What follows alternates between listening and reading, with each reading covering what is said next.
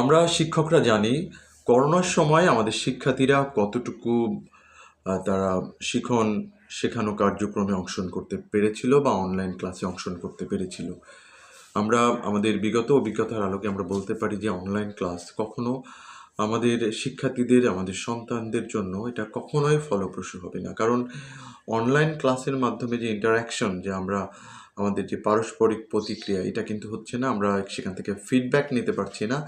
এছাড়া সবচেয়ে বড় প্রবলেম যে এই যে আমরা 4G বা 5Gর যে ইন্টারনেট বলি না কেন, কোনো সেই ধরনের কোনো স্পিডটা এখানে পাওয়া যায় না।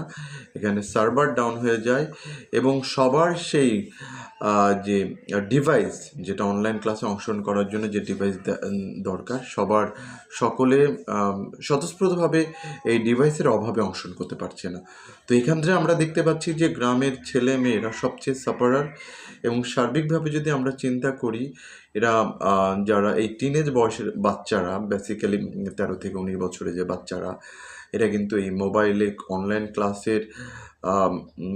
অনলাইন ক্লাসের কথা বলে তারা অন্যদিকে ডাইভার্ট হয়ে যেতে পারে, বা অলরেডি বিগত দিনে আমরা দেখেছি হয়েছে। তার ফলশ্রুতিতে আমরা দেখতে পাচ্ছি যে টিকটকের প্রতি আসক্ত, গেমসের প্রতি আসক্ত। তো এই যে নতুন করে যাতে করে স্টুডেন্টের মোবাইলের প্রতি আসক্ত না করা হয় এবং তাদেরকে যে অনলাইনের পরিবর্তে অফলাইনে কিভাবে উৎসাহিত করা যায়, কিভাবে অন্য কোনো দিক থেকে স্যাক্রিফাইস করে হলেও শিক্ষার ক্ষেত্রে, মানে আমাদের এই যে আমাদের যে সন্তানেরা, আমাদের শিক্ষার্থীরা কি করে আরও ক্লাসে মনোযোগী হতে পারে, ক্লাসে ফিডব্যাক দিতে পারে, ক্লাসের পড়া ক্লাসেই রেডি করতে পারে, এই বিষয়ে আরও যদি আমরা অন্য কোনো পদক্ষেপ নিতে পারি, সেক্ষেত্রে মনে করি যে এই শিক্ষা মন্ত্রণালয়ের শিক্ষামন্ত্রীর এই বিষয়টা নতুন করে কনসিডার করা উচিত যে অনলাইনের পাশাপাশি নয়, আমি বলছি যে সবগুলো অনলাইন বাদে কিভাবে, যেটা না হলে নয় তখন আমরা অনলাইনে যেতে পারি, কিন্তু এটার অল্টারনেটিভ ওয়েতে আমরা কিভাবে অফলাইন ক্লাস চালাতে পারি। দেখা গেল আমার একটা কথা হলো যে আপনারা মর্নিং সেশনে আপনারা স্কুলগুলো যদি করা যেতে পারে, সেক্ষেত্রে আমরা যদি একটানা ক্লাসগুলো করে নিয়ে যেতে পারি, সেক্ষেত্রে কিন্তু একটা ভালো কিছু আশা করা যায়।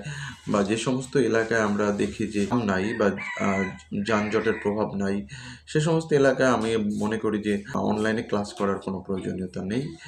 তো সার্বিকভাবে আমরা যদি বিগত দিনের অভিজ্ঞতার আলোকে বলতে পারি যে অনলাইন ক্লাস আমাদের জন্য আশীর্বাদ না হয়ে বরং এটা অভিশাপ আমাদের জন্য হতে পারে। তো আমরা সবসময় যারা শিক্ষকরা মনে করি যে আমরা অনলাইন ক্লাসে সবসময় নিরুৎসাহিত করব, কারণ সেই ধরনের অবকাঠামো